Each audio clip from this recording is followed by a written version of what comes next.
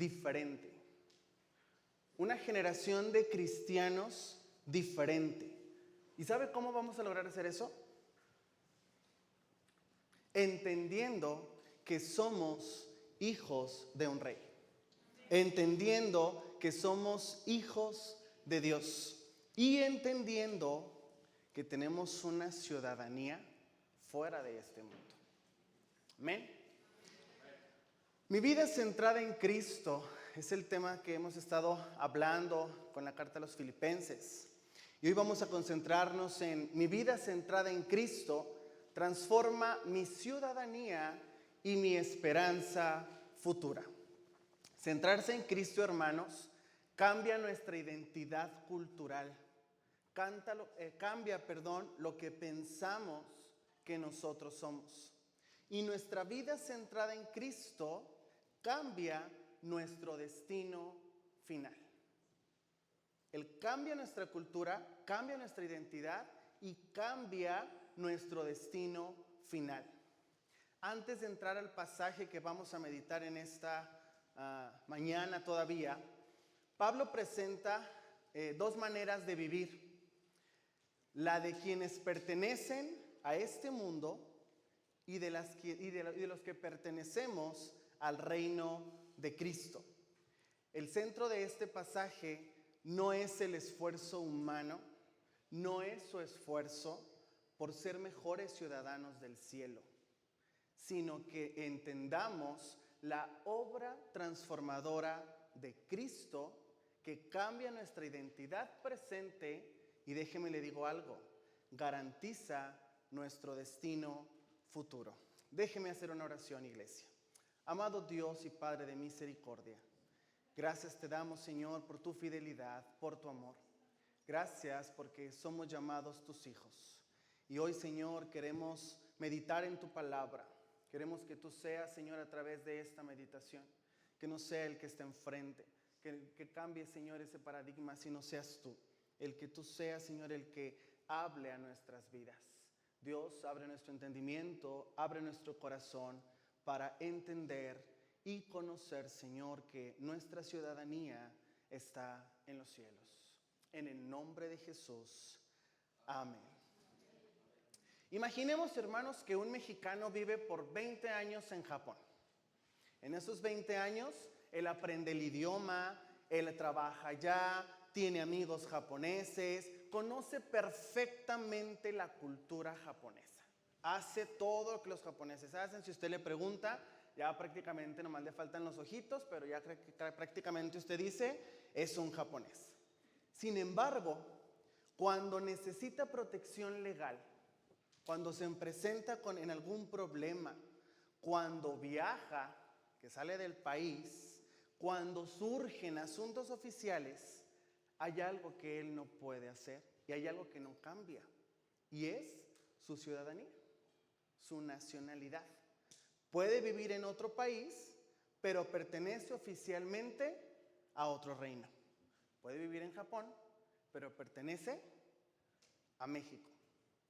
Ahora déjeme le dirijo esta pequeña semblanza a la atención de la iglesia, a un momento cristocéntrico.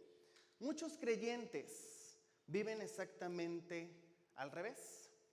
Dicen ser ciudadanos del cielo, pero piensan como el mundo, hablan como el mundo, gastan como el mundo, se entretienen como el mundo, toman decisiones exactamente igual que el mundo. Su identidad celestial apenas ya aparece los domingos. Pablo escribe esta carta desde la prisión romana. Mientras el imperio romano presumía ser la máxima expresión de poder, Pablo les recuerda a los filipenses que Roma no era su verdadera patria. Esto era especialmente impactante porque Filipos era una colonia romana. Los habitantes estaban orgullosos de su ciudadanía romana, vestían como romanos, pensaban como romanos, defendían las costumbres romanas. Pero Pablo les dice, no olviden que su verdadera ciudadanía no está en Roma, ¿sino dónde? en el cielo. Y hoy, hermanos, el Espíritu Santo nos hace esta misma pregunta. ¿Qué cultura está formando nuestro corazón? ¿La cultura del reino celestial o la cultura del mundo? Les invito a que vayamos al libro de Filipenses, capítulo 3. Vamos a leer versos del 17 al 21.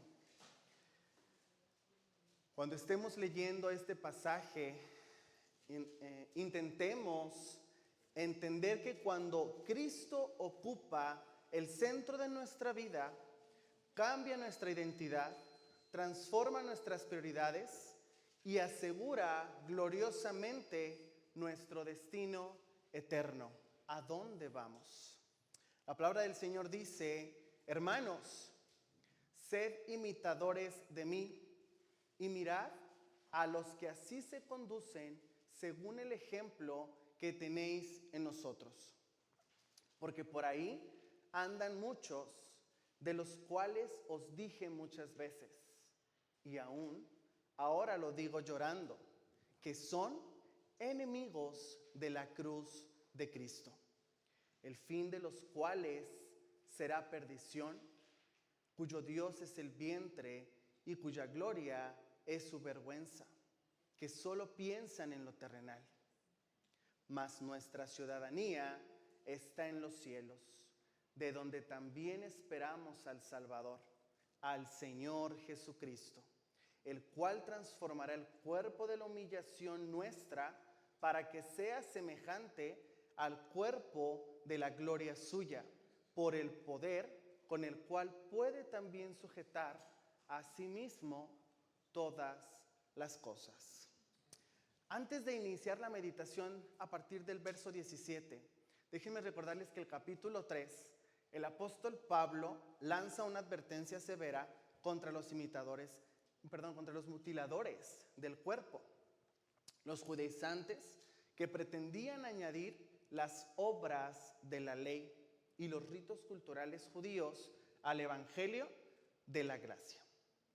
El verdadero creyente ya no encuentra identidad en su nacionalidad, en sus logros, en una religión o en alguna tradición o moralidad. La identidad del verdadero creyente está únicamente en Cristo.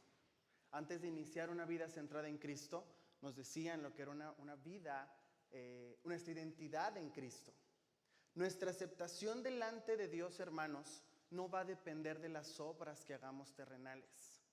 Depende exclusivamente de la justicia de Cristo. Y en este capítulo 3, Pablo reconoce que aún no ha llegado a la perfección. Aunque justificado era, aún está siendo santificado. Corre hacia la meta, no mira atrás. Pablo nos dice que no vive satisfecho consigo mismo. El creyente verdadero debe perseverar. ¿Saben por qué? Porque Dios lo sostiene. No persevera para ser salvo. Persevera porque ya fue pagado el precio y porque ya somos salvos. Esto, hermanos, apunta directamente a la incapacidad total para la salvación y la justificación solo por la fe.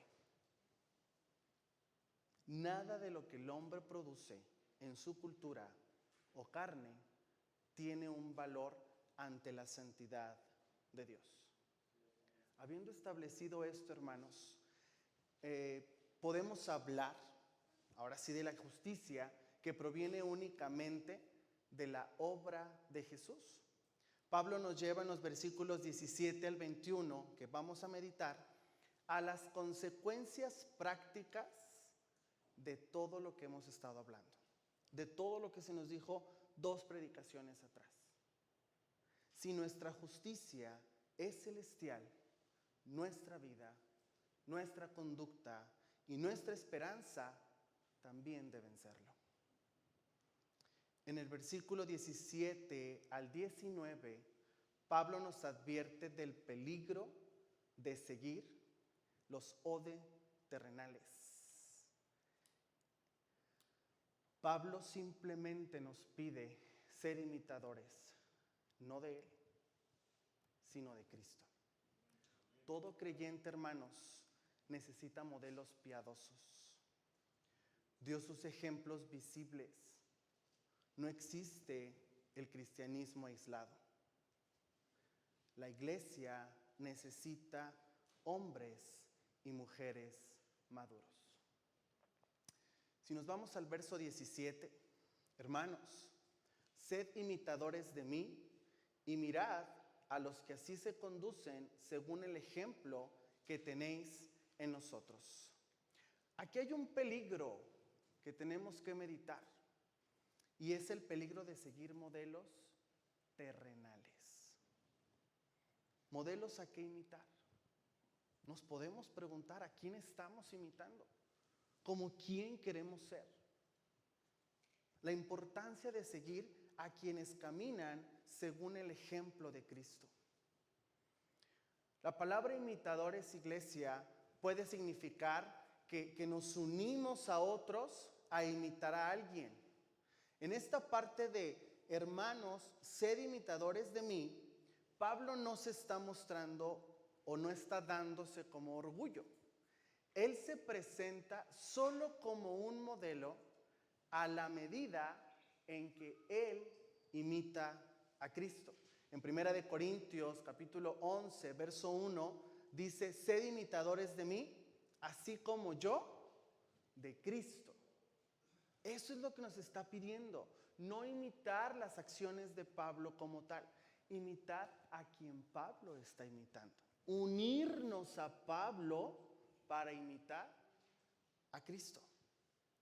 Y el término mirar significa observar atentamente, fijar nuestra mirada con el fin de aprender. Pablo, en este pasaje, insta a la congregación a buscar referentes comunitarios que reflejen la vida cruciforme de Jesús.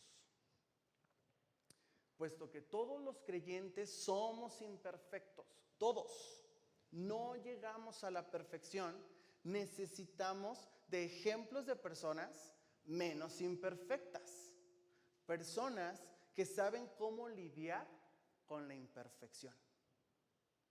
Dios, en su infinita bondad y misericordia, nos concede pastores, nos concede creyentes maduros como espejos vivos de la doctrina, de la palabra de Dios.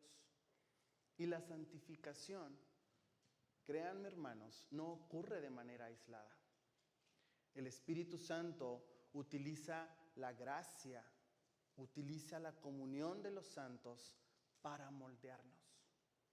Dios soberanamente coloca modelos en la iglesia local para que veamos el Evangelio encarnado.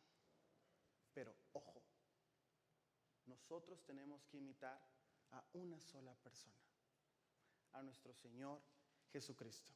Y lo hemos venido viendo y nos lo han venido predicando por mucho tiempo. Todo lo que el Señor Jesús hizo en este mundo, el sacrificio que hizo por usted, que hizo por mí, todo lo que Él dejó como modelo para seguir, para imitar. Ahora entonces yo les puedo preguntar, ¿a quién está mirando usted para moldear su vida familiar, su vida financiera, su vida espiritual? Lamentablemente estamos en una generación digital, en una generación que las pantallas, que los dispositivos nos dan muchas cosas que imitar, nos dan muchas cosas que hacer. Somos propensos a imitar lo terrenal de este mundo, adoptando sus valores, sus modismos, sus prioridades. Y aquí yo le dejo el primer consejo de esta mañana. Examine realmente el carácter de quienes admira. Busque hombres, Busque mujeres en iglesia local que realmente muestren madurez, que realmente muestren piedad, que realmente tengan humildad y un profundo amor por las Escrituras. Camine con ellos. ¿Sabe por qué, iglesia? Porque entonces nosotros vamos a ser así. Porque entonces nosotros no tenemos que ir a buscar allá al mundo lo que aquí ya está. Todo consejo, todo lo que necesitamos saber, el cómo reaccionar ante las situaciones, aquí está. El Señor Jesús lo dejó para usted y para mí.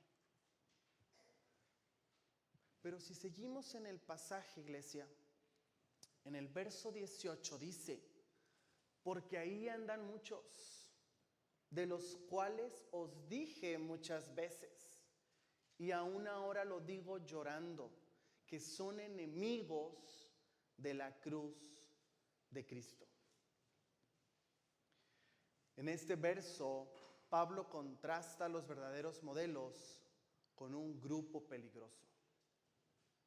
Y viene la palabra muchos, que caminan de forma contraria. El llanto del apóstol Pablo muestra su corazón pastoral. Y estos enemigos, estos muchos que habla el pasaje, no son enemigos externos, sino personas que están o estuvieron dentro de la esfera de la iglesia visible. Son enemigos de la cruz.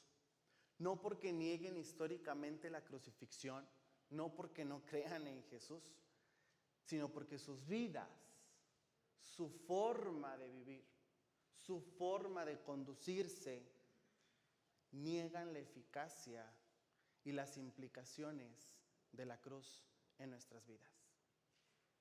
Rechazan el sufrimiento, rechazan el negarse a sí mismos y rechazan la santidad que el sacrificio de Jesús exige de nosotros.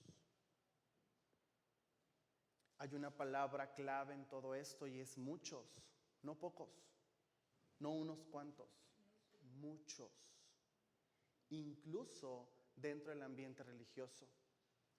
Pablo añade algo conmovedor. Y ahora os lo digo llorando. Pablo no habla con orgullo, no celebra el error. Pablo llora.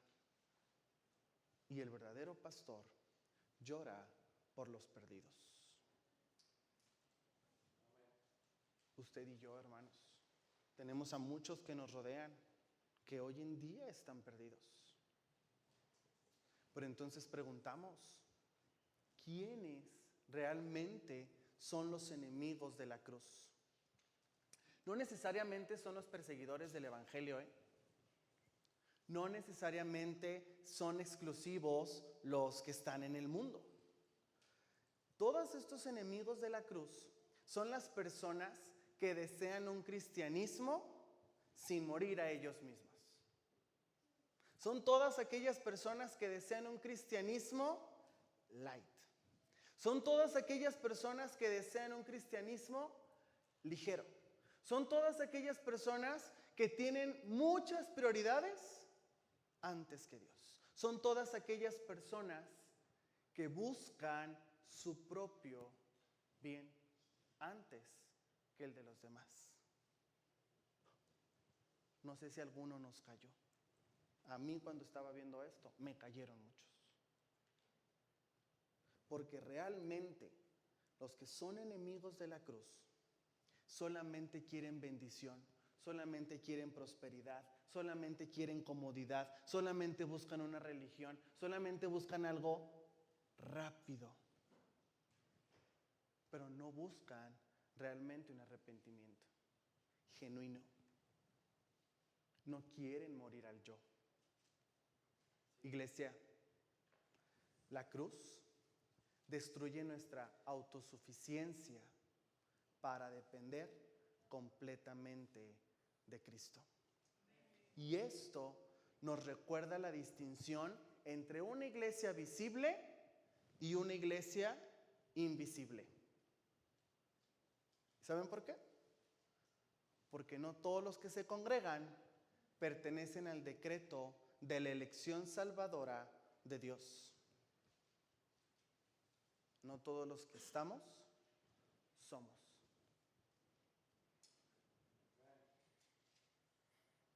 Esto nos recuerda que la verdadera fe persevera en la santidad.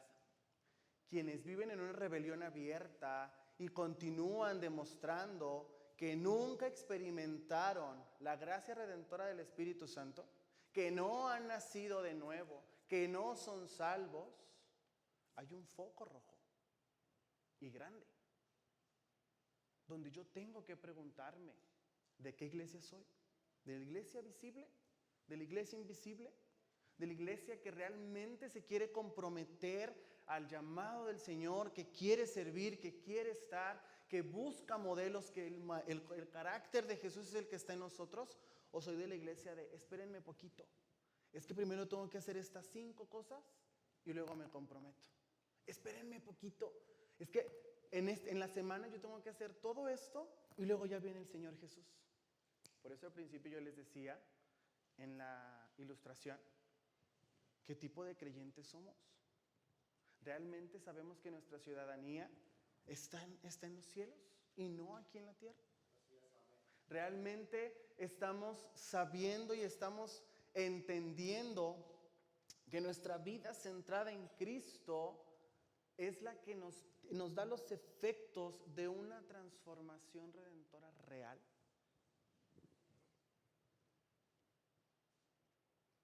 En este siglo XXI, ser enemigo de la cruz no requiere levantar pancartas de estoy en contra de Jesús o no quiero a Jesús. No es así. En este siglo XXI, basta con predicar o vivir un evangelio terapéutico, ligero, donde la cruz se reduce a un amuleto y se elimina el llamado al arrepentimiento. Si su estilo de vida busca evitar a toda costa el vituperio de Cristo, la abnegación y la obediencia radical, usted está viviendo como un enemigo de la cruz. Si usted toma el sacrificio de Jesús a la ligera, está viviendo como un enemigo de la cruz. Si usted tiene 20 prioridades antes que Dios, usted está viviendo como un enemigo de la cruz. Y no necesita llevar una pancarta, un letrero de decir soy enemigo de Jesús. No. Rapidísimo sale, rapidísimo se observa. Porque realmente no hemos llegado a un arrepentimiento para con Dios, de todo lo que hemos hecho. Y estos enemigos de la cruz tienen su fin, y es la perdición. Personas enfocadas exclusivamente en lo terrenal, cuyo Dios es su vientre. En el verso 19 dice, el fin de los cuales será perdición, cuyo Dios es el vientre y cuya gloria es su vergüenza, que solo piensan en lo terrenal. Pablo describe 3 características y el destino de estos falsos creyentes. Número 1, su fin es la destrucción eterna. Número 2, su Dios es su vientre, una metáfora de los apetitos desordenados, pasiones descontroladas y el legalismo alimentario extremo. Y número 3, su gloria es su vergüenza. Se jactan de cosas que deberían causarles pudor. Todo esto se resume en la frase de que su mente, sus afectos y su cosmovisión están fijados exclusivamente en lo terrenal, en lo que este mundo puede llegar a ofrecer. Y el mundo, hermanos, ofrece religiones. Y el mundo, hermanos, ofrece un cristianismo. Déjenme, se los digo. No sé cuántos han tenido oportunidad de visitar iglesias, pero agradezcan a Dios. En la escuela bíblica nos decían, aquí se predica la palabra de Dios. Usted entra a iglesias donde les presentan, hagan lo que ustedes quieran, aquí los veo el domingo, literal. Eso es lo que se está ofreciendo hoy en día. Y cuando nosotros entendemos esto, entonces sabemos que su fin es perdición. No importa, hermanos, cuánto éxito tengan, cuánto hayan alcanzado, hasta dónde estén en un estatus o en un nivel. Sin Cristo, déjenme les digo que el destino está determinado. La justicia de Dios es inevitable. Y su Dios es el vientre. La Biblia lo dice. No habla únicamente de comida. En esta metáfora el vientre representa los deseos del hombre natural, que vive gobernado por sus apetitos. Dinero, sexualidad, poder, placer, prestigio, éxito. Todo aquello que hoy en día controla el mundo. Todo aquello que hoy en día en su mayoría el ser humano busca, anhela. Y se olvidan de buscar primeramente el reino de Dios y su justicia, y todo viene por añadido. No, los enemigos de la cruz buscan todo y dejan a Dios en el último lugar. El corazón humano es una fábrica perpetua de ídolos. Otra vez, el corazón humano es una fábrica perpetua de ídolos. Todo lo idealizan. Tienen así muchos diositos.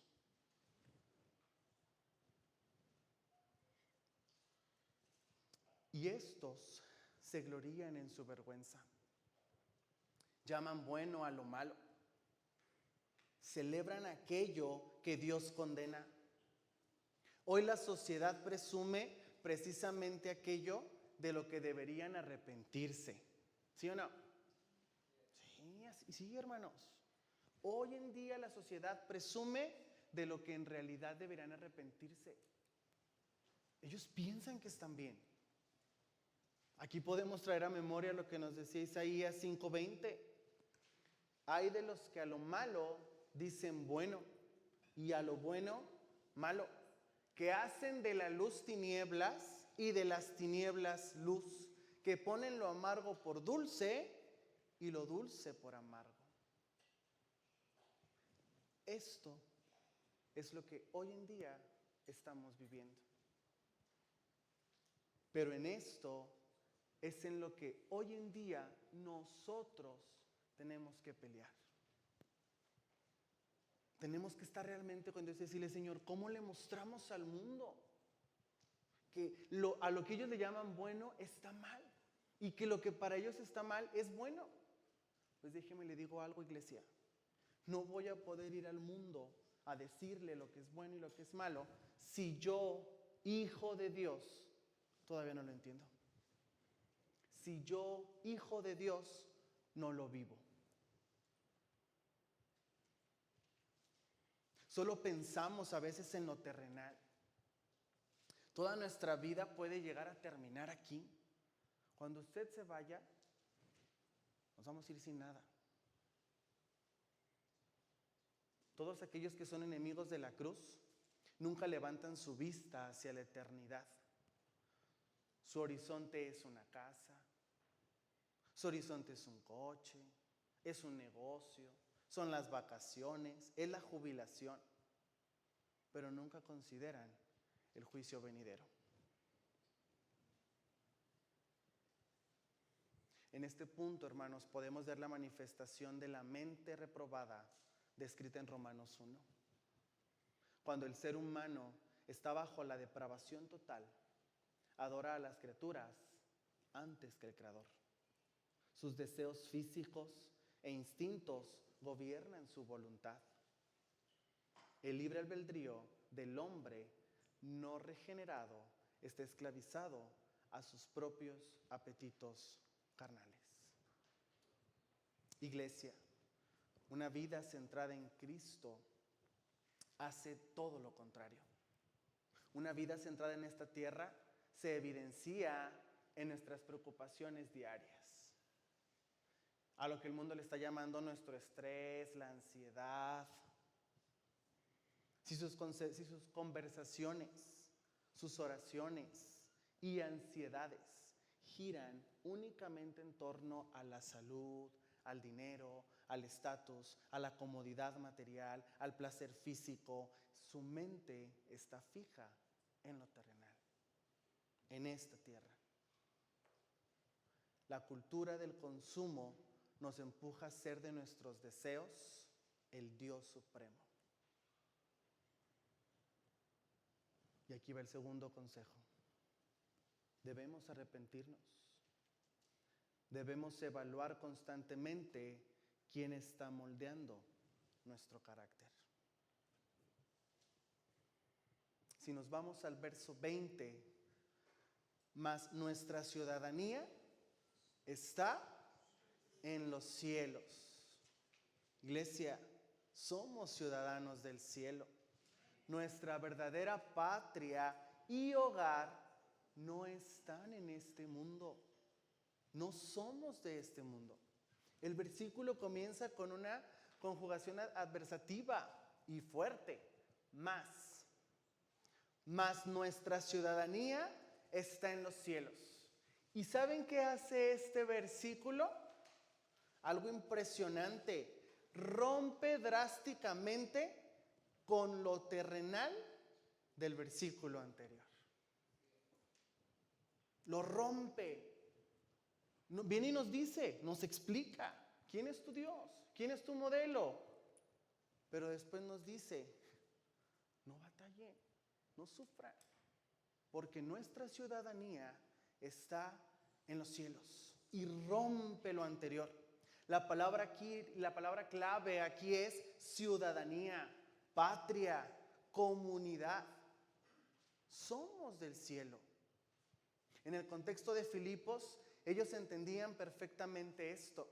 Aunque vivían en Macedonia, su constitución, sus leyes y sus derechos de propiedad estaban registrados en Roma.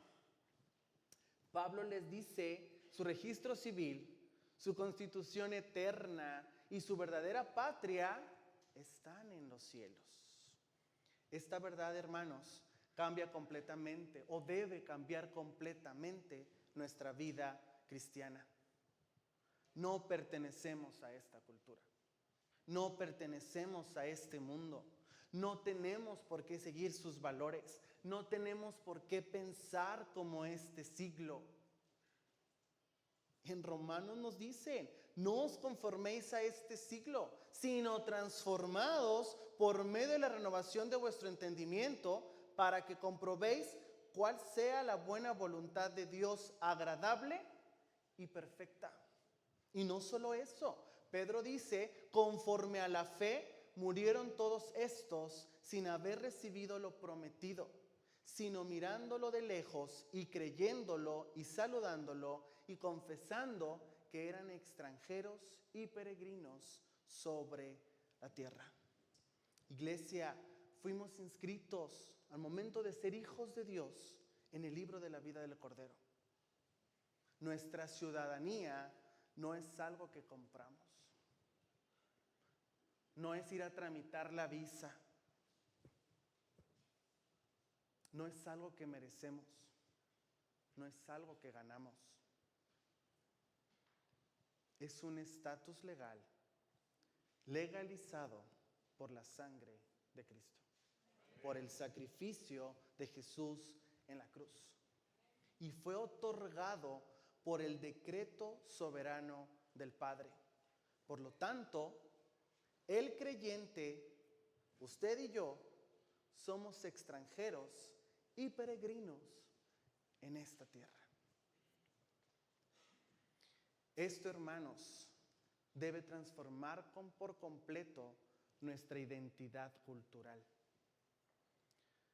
Usted puede ser mexicano, colombiano, japonés, estadounidense, chino, chileno, pero su identidad primaria, lo que a usted lo debe identificar, lo que debe definir su ética, lo que define sus valores, lo que define su comportamiento, lo que define lo que usted hace en esta tierra, tiene que ser por la ciudadanía celestial. Porque usted y yo somos llamados hijos de Dios. Esto, hermano, nos guarda de dos extremos, ¿eh? El ser hijos de Dios, el tener una ciudadanía en el cielo, nos guarda de dos extremos. El aislamiento monástico del mundo y el aislamiento cultural idólatra. No es que vayamos a idolatrar, no es que no pertenezcamos a ningún lado, es que nosotros estamos parados como hijos de Dios y nosotros sabemos que nuestra ciudadanía está en los cielos y que nosotros tenemos una lealtad suprema que le pertenece al Rey de Reyes. Entonces es importante que no permitamos que la polarización política, que no permitamos que la ideología, que no permitamos que lo que el mundo está ofreciendo hoy en día venga y nos polarice la mente, la vista. Y lleguemos a ser no pasa nada, no ocurre nada. No es como un saco que usted va y guarda y que se pone solo los domingos. Es una vida constante, es una vida diaria. Que mi ética, que mis valores, que mi comportamiento, que mi testimonio hagan ver a la gente que yo no soy de este mundo, que no le pertenezco a este mundo, que nosotros somos pasajeros, porque nuestra ciudadanía está al lado del Rey de Reyes y Señor de Señores. Y cuando nosotros entendemos eso, hermanos, entonces entendemos que hay una gloriosa expectativa. Y es vivir esperando solamente el regreso del Salvador, nuestro Señor Jesucristo. Porque el verso dice, de donde también esperamos ardientemente al Salvador, al Señor Jesucristo. Ya somos parte de una ciudadanía. Nuestra ciudadanía está en los cielos. Solamente esperamos una cosa: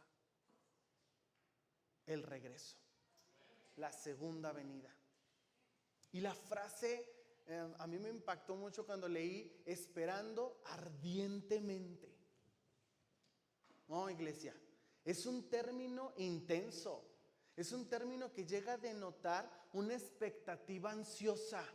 De esas veces que hasta levanta el cuello para ver si ya llegó alguien, para ver si ya viene alguien de lejos, para cuando alguien viaja y viaja por mucho tiempo y queremos verlo, estamos ansiosos, mañana llega, mañana llega. Entonces imagínense cómo tenemos que estar si no sabemos ni la hora, ni el día. Es un esperar ardientemente. Alguien que puede amar profundamente y que ese amor se nota. Ahora note los títulos que otorga en este pasaje a nuestro Señor Jesús. Y le otorga el título de Salvador, le otorga el título de Señor y le otorga el título de Jesucristo, esperando al verdadero soberano del universo.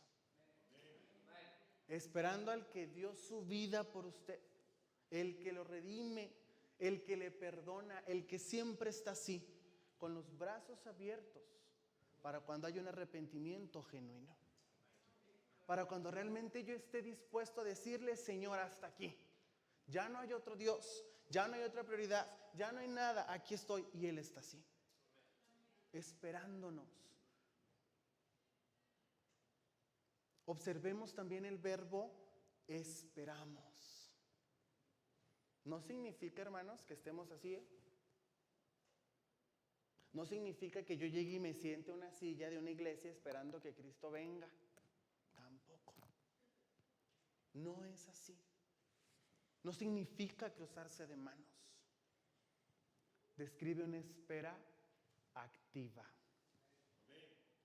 La iglesia debe de vivir trabajando, debe de vivir predicando, debe de vivir sirviendo, debe de vivir santificándose, debe de vivir anhelando el regreso de su Rey. Y el retorno de Cristo no es un suceso que infunde temor. No tiene por qué atemorizar. Ay, es que a mí me hablan de la segunda venida de Cristo y hasta la piel se me pone chinita, pero por miedo. No. Cuando usted realmente tiene un arrepentimiento, usted lo espera. A usted se le pone la piel chinita, pero de Señor ya. Hay días en que tú dices, Señor, ya vas a venir. Ya, Señor, en cualquier momento. Yo siempre les digo cuando doy clases en los niños, desde que tengo 13 años, me acuerdo que todas las predicaciones de la iglesia en la que yo crecí de niño y joven, era de Cristo viene, y para mí era como, nachis, Cristo viene, ya se tardó 1 año, ya se tardó 2 años, 3 años, hasta que logré entender, pero en esa parte yo les digo, esa es ansia, ese esperar el regreso de nuestro Rey, y no es porque infunda un temor o porque vaya a infundir incertidumbre, sino de una bendita esperanza basada en la perseverancia de los santos. Esperamos a un Salvador que ya pagó por nuestros pecados y que regresará no para condenarnos, sino para consumar nuestra redención. Como iglesia debemos esperar activamente, proclamando el Evangelio y extendiendo el reinado de Cristo por toda la tierra, por toda nuestra sociedad, a través de muchas cosas. Pero yo le voy a poner 2. Siendo ejemplo, poniendo en práctica esto en mi vida.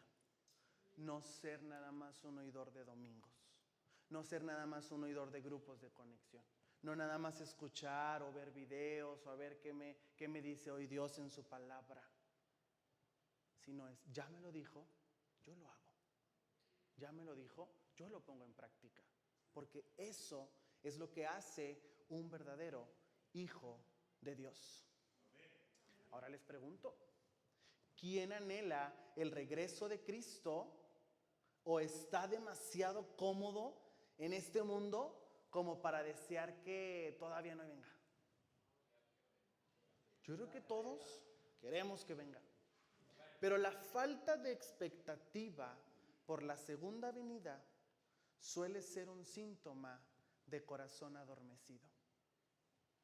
Si usted no anhela el regreso de Cristo, si usted le tiene temor al regreso de Cristo, puede que su corazón esté adormecido por los placeres terrenales. Y es un peligro, porque realmente debemos vivir cada día con la perspectiva de la eternidad, sabiendo y entendiendo que nuestro Rey viene pronto y que esta expectativa santifica nuestra vida diaria. Por ello yo les pregunto, no es para contestar, sino para que reflexionemos. ¿Sus decisiones, iglesia, muestran que pertenecemos al cielo? ¿Cómo administramos nuestro dinero? ¿Cómo usamos nuestro tiempo? ¿Cómo educamos a nuestros hijos? ¿Cómo reaccionamos cuando somos ofendidos? ¿Cómo enfrentamos el sufrimiento? De sus respuestas, en su mente y en su corazón, dependen de cómo estamos viviendo hoy el día del cristianismo. ¿Realmente estamos imitando a Cristo? Todo ciudadano del reino debe reflejar que él pertenece del reino. Todo ciudadano del reino debe vivir bajo la ética y los valores de Dios. Y aquí están escritos. Aquí están. Aquí los dejó. ¿Realmente nosotros representamos al reino de Cristo? Nos vamos al versículo 21, donde dice que hay una transformación del cuerpo. Cristo cambiará nuestro cuerpo de humillación para que sea semejante al suyo. Aquí se va a ver una consumación de la transformación. Y dice el verso 21, el cual transformará el cuerpo de la humillación nuestra para que sea semejante al cuerpo de la gloria suya. El verbo transformará puede significar cambiar la forma externa o la apariencia. Pablo llama a nuestro cuerpo actual el cuerpo de la humillación nuestra. No porque el cuerpo sea malo en sí mismo, sino porque es un cuerpo sujeto a la caída del hombre, a la debilidad, a la enfermedad, al dolor, al pecado y finalmente a la muerte y a la descomposición. Por eso lo llama el cuerpo de la humillación nuestra.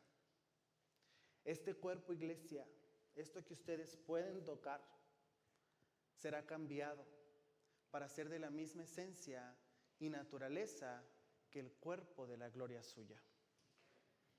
Pablo no desprecia el cuerpo físico. El cuerpo, usted y yo sabemos que fue afectado por la caída del hombre. Por eso se enferma, por eso pecamos. ¿Sí? Entonces, estamos enfermos. En el libro de Romanos 8:30 dice, y a los que predestinó, a estos también llamó, y a los que llamó, a estos también justificó, y a los que justificó, a estos también glorificó. ¿Saben por qué leo esto? Porque como nuestro cuerpo está afectado por la caída, se enferma, envejece, muere, pero no permanece así, va a llegar el día en que Cristo, en su infinita misericordia, lo redimirá completamente. Y la salvación tiene 3 dimensiones, porque fuimos justificados, estamos siendo santificados y seremos glorificados. Nuestro cuerpo será semejante al de Él.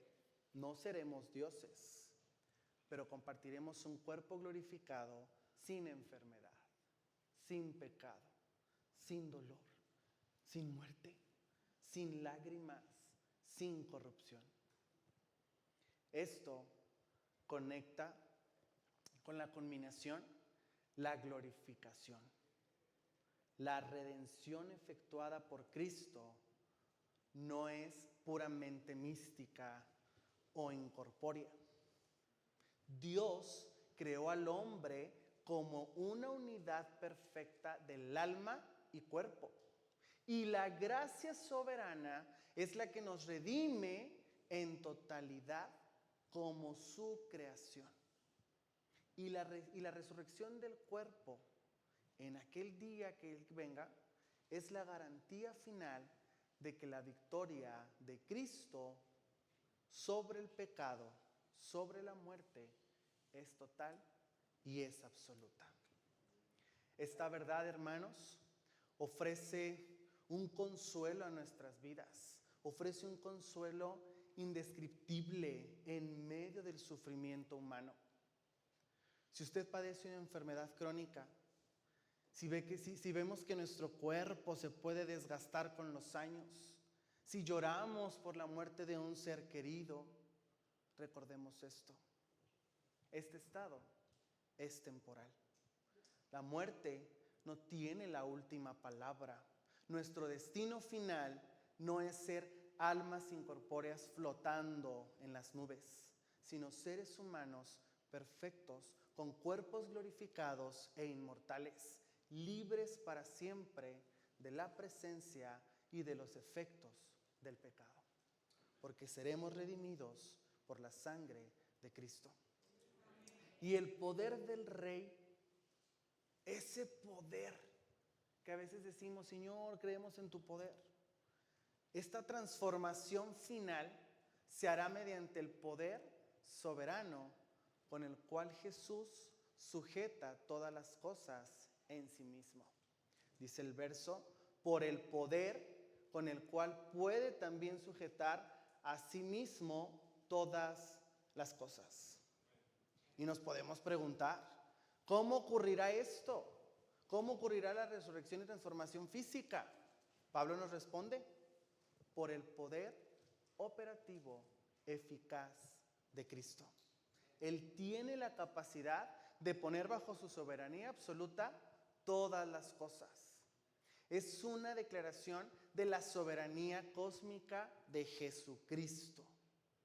El mismo Cristo que gobierna galaxias, el mismo Cristo que sostiene el universo, el mismo Cristo que derrotó la muerte, es quien terminará nuestra salvación.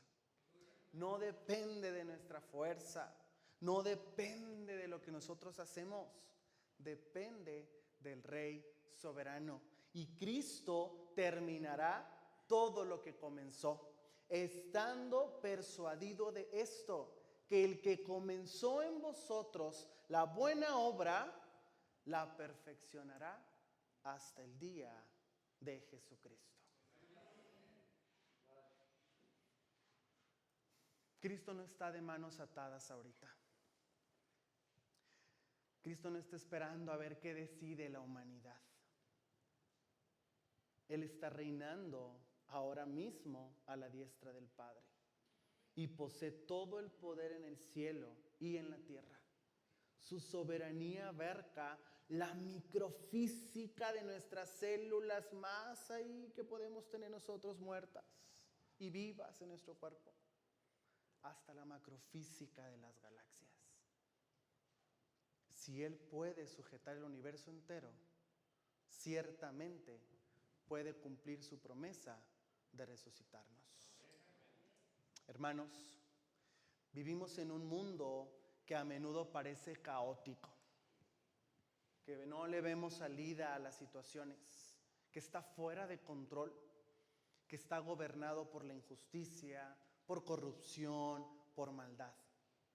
Sin embargo, este texto debe de darnos una profunda paz, una tranquilidad, porque nada se escapa del control del Rey Jesús. Las naciones braman, los reinos titubean, pero Cristo tiene el poder de sujetar todas las cosas a sí mismo. Descansemos, hermanos, en el gobierno soberano de nuestro Salvador. Iglesia, este mensaje nos confronta con una decisión de lealtad existencial. No podemos tener un pie en el cielo y otro en la tierra. No podemos pretender que Cristo sea nuestro Salvador si Dios sigue siendo el vientre de nuestros deseos mundanos. La gracia irresistible de Dios nos ha agarrado, nos ha arrancado del fango de este sistema terrenal y nos ha otorgado un pasaporte celestial. Esta realidad realmente debe impactar y transformar 3 áreas específicas en nuestra vida a partir de ya. A partir de haber escuchado este mensaje. Nuestra mente es la número 1. Nuestra mente realmente debe ser transformada. Debemos dejar de pensar exclusivamente en lo terrenal. Debemos evaluar las decisiones financieras, la educación de nuestros niños, el uso del tiempo libre, la óptica de la ciudadanía celestial. Para renovar nuestra mente debemos preguntarnos, cada vez que tomemos una decisión, esta decisión, esto que voy a hacer, refleja que mi patria es el cielo? ¿O muestra que estoy echando raíces permanentes en un mundo que perecerá? La segunda cosa que debe ser transformada es nuestra santidad. Busquemos e imitemos a los modelos piadosos. Huyamos del antinomianismo. Y esto es vivir sin ley. Tenemos una ley. Tenemos mandatos. Tenemos responsabilidades. Tenemos beneficios. Y aquí están. El estándar ético del ciudadano del cielo es la ley moral de Dios, motivada por la gratitud, por una salvación tan grande, por un precio tan grande que fue morir por usted y por mí. Y la tercera cosa es nuestra esperanza en la aflicción. Que la promesa de la glorificación futura sostenga nuestras almas en las pruebas de esta vida. El dolor presente no es comparable con la gloria venidera. Cristo vencerá la muerte, sanará nuestros corazones y consumará su reino.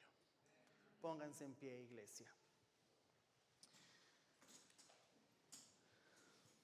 Pertenecemos a un reino inconmovible. Vivamos, pues, en esta tierra como embajadores dignos de la patria celestial, esperando con gozo y paciencia el glorioso día en que nuestro Rey regrese para sujetar todas las cosas en sí mismo. En este pasaje que acabamos de meditar, Pablo responde que nuestra verdadera identidad está en Cristo y que esa identidad cambia absolutamente todo. Cambia quiénes somos, cómo vivimos, debe de cambiar quién influye en nosotros, debe cambiar nuestras prioridades, debe cambiar nuestra esperanza y debe cambiar incluso nuestro futuro físico. El mundo ofrece una ciudadanía temporal. Cristo ofrece la ciudadanía eterna. El mundo promete placer. Cristo promete gloria. El mundo terminará en juicio. Cristo nos ayudará a terminar en resurrección. No olvidemos, hermanos, que Filipenses fue escrito desde una prisión y humanamente Pablo parecía estar derrotado. Sin embargo, con los ojos de la fe, él sabía que pertenecía a un reino inconmovible. Y esa también debe ser nuestra esperanza como iglesia. Aunque atravesemos pruebas, rechazo, sufrimiento, nuestra ciudadanía no depende de las circunstancias, sino de la obra perfecta de Cristo. Por eso la pregunta final hoy en día no es en qué país vivimos. La pregunta es, ¿a qué reino pertenecemos? Soberano Dios, Padre de misericordia,